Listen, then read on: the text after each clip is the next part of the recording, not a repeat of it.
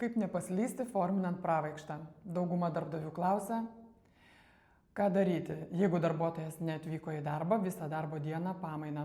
Ar galiu atleisti tą pačią akimirką, tą pačią dieną ir kaip susiforminti visus žingsnius, kaip nepaskubėti ir nepraleisti tam tikrų procedūrų, kurios yra privalomos forminant pravaikštą. Taigi, pirmiausia, ką mes turime įrodyti.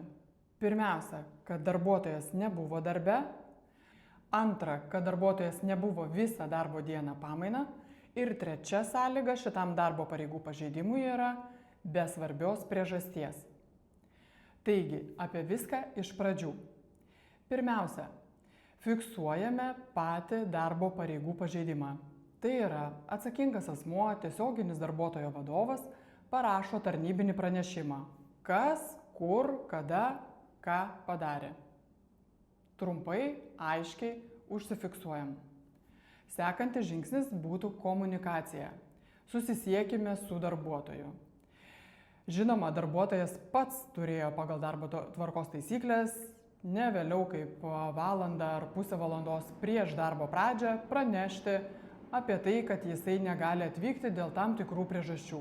Galbūt darbuotojas susirgo, galbūt jisai yra areštuotas, galbūt jisai dar kažkokių turi force majeurinių aplinkybių, kurios pateisintų jo neatvykimą į darbą ir taip tada mes negalėtume forminti pravaikštos.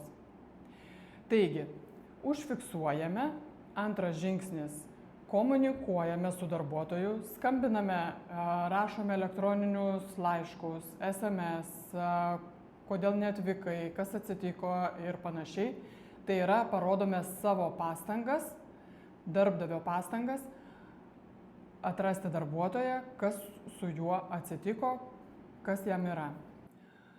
Tuo pačiu paminėtina, kad taipogi pasitikriname ir Sodros sistemoje, ar darbuotojas kartais nėra išsiėmęs nedarbingumo. Žinoma, jeigu jisai yra patekęs į stacionarą, šitus duomenis, kad jisai pateko į ligoninę, mes matysime žymiai vėliau, ne tą pačią dieną. Sekantis mūsų žingsnis būtų po tarnybinio pranešimo, tai yra reikalavimas pasiaiškinti raštu.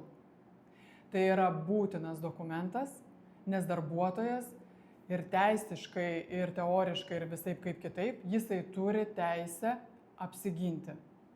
Tai yra, rašome reikalavimą pasiaiškinti raštu, jame nurodome, kad padarytas galimai toks darbo pareigų pažeidimas, tokią dieną, tokią valandą, arba visą darbo dieną jūs neatvykote į darbą. Natūralu, kad jūs šitą reikalavimą pasiaiškinti raštu rašote, kai jau suėjo pilna darbo diena. Priešingu atveju jūs negalėsite forminti pravaikštos, jeigu jūs išsiųsite reikalavimą pasiaiškinti raštu, tarkim, praėjo 4 valandos ir per pietus jūs jau surašote reikalavimą pasiaiškinti raštu. Tačiau darbuotojas ir po pietų gali pasirodyti darbe ir tokiu atveju jūs neturite antrosios sąlygos, tai yra, kad darbuotojas neatvyko į darbą visą darbo dieną pamainą. Daugiausia jūs galėsite forminti tik tais pavėlavimą į darbą.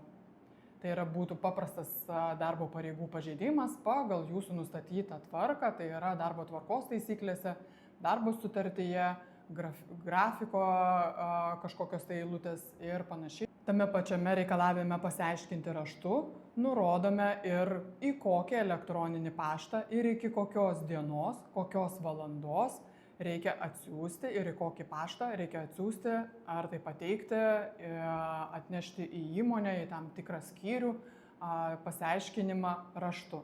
Paminėtina, kad darbuotojui pateikti pasiaiškinimą turėtų būti nustatytas protingas terminas. Tai yra bent 2 darbo dienos, ar tai viena pilna darbo diena, per kurią jisai galėtų pateikti savo pasiaiškinimą. Trečias žingsnis. Įvertinkite priežastis.